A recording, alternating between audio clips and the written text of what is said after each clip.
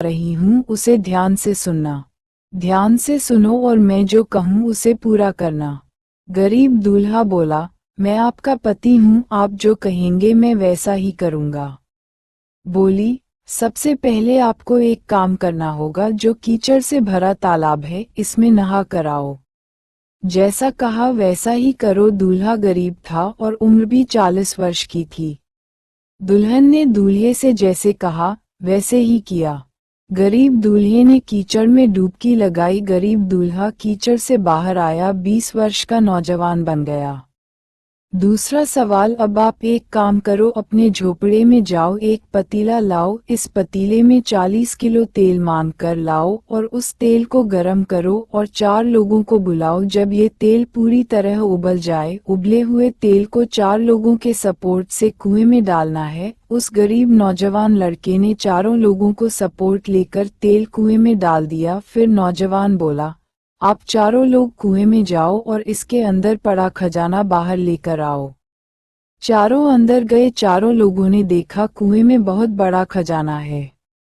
नौजवान बोला, 4 लोगों से सारा खजाना बाहर निकाल लाओ। खजाना बाहर लेकर आए और कहने लगी, छठी लड़की, अपने नौजवान पति से एक बहुत बड़ा बंगला बनवाओ। जब महल बनकर तैयार हो जाता है, फिर छठी लड़की कहती है, अब मुहूर्त करने का समय आ गया है। बंगला तैयार है। लड़की कहती है, अब रिश्तेदारों को बुलाओ और पिताजी को भी बुलाओ। पिताजी महल में प्रवेश करते हैं तो उनके सामने छठी बेटी 7 रंगों में रंगी साड़ियां पहनकर निकलती है। बार बार सामने से गुजरती है, बार बार बाहर आती है। फिर लड़की का पिता कहता है, अरे ये बहुत बड़ा रईस है, इतना बड़ा तो मैं भी नहीं। सब लोग, सारे रिश्तेदार विदा होते हैं। उसके पिता भी चलने के लिए तैयार हो जाते हैं। तब लड़की कहती है, पिताजी रुकिए। लड़की के पिताजी पीछे मुड़कर देखते हैं और हक्के बक्के रह जाते हैं। देखते हैं इतने चमकीले हीरो से लदी लड़की कौन है, कौन है? मेरी आंखों में इसके बदन पर लगे चमकीले हीरो की चमक मुझको देख नहीं पा रही। पिताजी जैसे ही लड़की के नजदीक पहुंचते हैं, पिताजी कहते हैं, बेटी आप? हाँ पिताजी, मैं। मेरी शादी आपने 40 वर्ष के जिस बूढ़े से की थी, 20 वर्ष के यह वही नौजवान हैं, वही मैं आपकी बेटी हूँ। अब पहचाना पिताजी? हाँ पहचाना बेटी, मैंने गरीब बूढ़े के। 137 विजय असफलता पर। साथ शादी की थी, आप मेरे नसीब का खाती है। रईस नौजवान लड़के के साथ। बेटी कहती है, पिताजी आप सवाल करते थे, आप किसके नसीब का खाती हो? 5 बेटी कहती थी, पिताजी आपके नसीब का, और मैं कहती हूँ अपने नसीब का खाती हूँ। यही जवाब था। आपने 5 बेटी की शादी रईस लड़कों से की और मेरी शादी गरीब बूढ़े से की, और आज मेरा नसीब देखो, मैं गरीब से अमीर महारानी बन गई। पिताजी बोले, बेटी आप जीते, मैं हारा। मुझे गलत फहमी थी, तुम मेरे नसीब का खाती हो, कोई किसी के नसीब का नहीं खाता। सब अपने अपने नसीब का खाते हैं। प्रिय दोस्तों, ईमानदारी की ताकत आपने देख ली। ईमानदारी में कितनी ताकत है। ईमानदारी के साथ चलोगे तो जीत जाओगे, झूठ के साथ चलोगे तो गड्ढे में चले जाओगे। ये दोनों कपल ईमानदारी की डगर पर चले और 4 लोगों का सपोर्ट लिया और आज अमीर हो गए।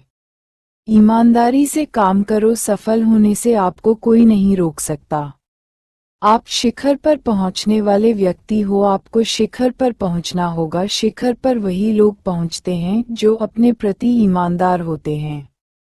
अगला नंबर आपका है। सपने देखो जागते हुए, उन पर काम करो, पूरे जरूर होंगे। जो सपने देखते हैं और जो सपने पर काम करते हैं वह जिद्दी लोग होते हैं। आप जो भी काम कर रहे हैं ईमानदारी से करो, आप भी शिखर पर पहुंचने वाले व्यक्ति बन सकते हैं। प्रिय दोस्तों, सपनों को पाने की चाहत अटल होनी चाहिए। जो पाने की इच्छा करोगे वही पूरी हो जाएगी। SSS मनोज कुमार। हम अपने शरीर को कितना सेफ रखते हैं? सबसे सुंदर हमारा शरीर। हम अपने शरीर को कितना सेफ रखते हैं?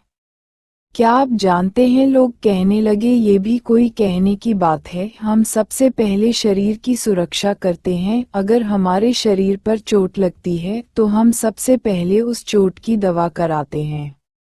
अगर हमारी बाजू टूट गई है तो बाजू की दवाई कराते हैं। प्लास्टर की जरूरत पड़ती है तो प्लास्टर करवाते हैं। हमारे सर पर चोट 138 विजय असफलता पर आती है तो हम सर को ठीक करवाते हैं। उंगली में चोट है, उंगली को ठीक करवाते हैं। हमारे पर अगर महंगा सेलफोन है जिसकी कीमत 10,000 रुपये है और बेहतरीन क्वालिटी का है तो हम सबसे पहले क्या करते हैं, हम लेमिनेशन कराते हैं ताकि मोबाइल में गंदगी न जाए। हम दोनों चीज़ों को इसी तरह से रखते हैं। वैज्ञानिकों ने हमारे इस शरीर की जो कीमत लगाई है 600 करोड़ रुपए लगाए।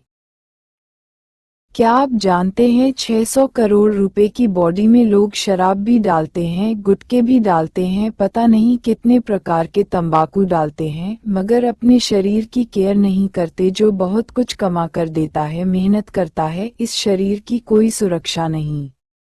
बस रात दिन हम इस शरीर को जहर दे रहे हैं, शराब दे रहे। इन सब चीजों से बचो और बहुत सारे फल फ्रूट ड्राई फूड हैं, उन चीजों का उपयोग करो। जूस पियो, सेब खाओ। शरीर को स्वस्थ रखने के लिए इन सब की जरूरत पड़ती है। भोजन खाते हैं, फ्रूट का होना भी बहुत जरूरी है।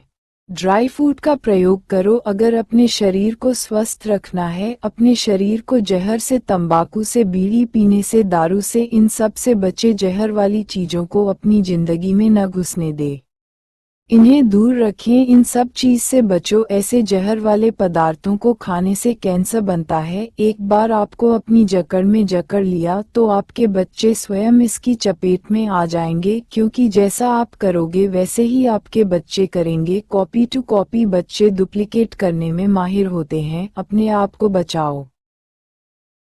मुंह ईश्वर का चिराग है। दोस्तों, बहुत सारे लोग हैं जो अलादीन चिराग के बारे में जानते हैं। क्या जो आपने देखा क्या वही अलादीन का चिराग है? नहीं, वह अलादीन का चिराग नहीं है। अलादीन का चिराग आज हम बताएंगे किसे कहते हैं। कितने ऐसे लोग हैं जो सुबह माउथ फेस करते हैं यानी ब्रश करते हैं? बहुत सारे लोग हैं। कितने ऐसे लोग हैं जो अपने दांत चमकाने के लिए ज्यादा से ज्यादा समय निकालते हैं? कोई 5 मिनट, 8 मिनट, कोई 15 मिनट।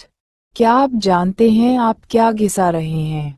दोस्तों, यही है वो मुंह ईश्वर का चिराग है। जब हम अपने दांतों को साफ करते हैं, चमकाते हैं तो हमारे दांत मोती जैसे चमकते हैं। और कितने ऐसे लोगों ने इसका सही से उपयोग किया है, आज मैं आपको बताऊंगा। मात्र 5% लोगों ने मुंह 139 विजय असफलता पर